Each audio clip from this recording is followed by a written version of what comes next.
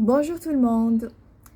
Ok, la question que vous pouvez vous poser maintenant, c'est que, d'accord, maintenant je sais quelles sont les grammaires les plus essentielles pour réussir au TCF Canada, mais comment les pratiquer, comment les améliorer?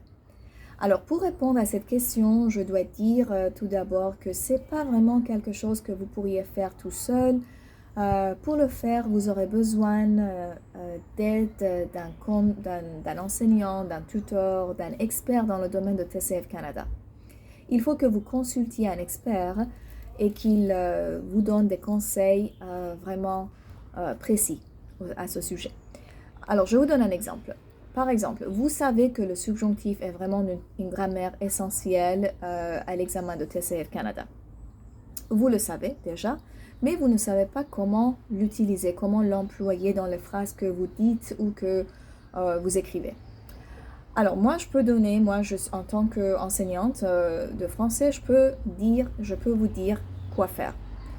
Dans la deuxième tâche à l'oral, il faut poser des questions. Vous le savez déjà, mais ça peut sembler très bizarre. Ok, comment utiliser le subjonctif pour poser une question? Est-ce que c'est possible? Oui, bien sûr, c'est possible. Vous devez tout simplement préparer une liste de toutes les expressions qui exigent l'usage de subjonctif, comme par exemple falloir, falloir que.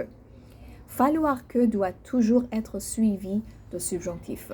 Vous pouvez dire il faut que, il faudra que, vous pouvez changer le temps du verbe falloir, mais toujours suivi du subjonctif.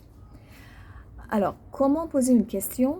Bon, ce que vous devez faire, c'est de le dire de façon interrogative, par exemple avec inversion, faudra-t-il que, faut-il que, et voilà, vous posez votre question comme ça.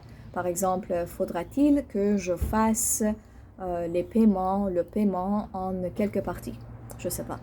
Ou faut-il que j'ai le subjonctif du verbe avoir un certain niveau de langue avant de m'inscrire dans vos cours.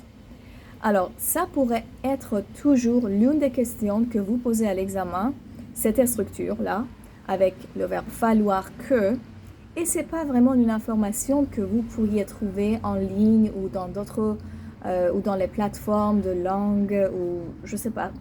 C'est de l'information fournie toujours par les experts, par les enseignants de français.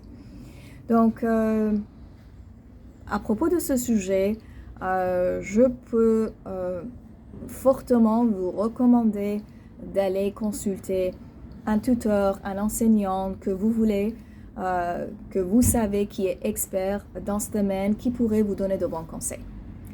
Alors, si vous avez des questions, je suis à votre disposition aussi. N'hésitez pas d'écrire vos questions dans les commentaires. À plus!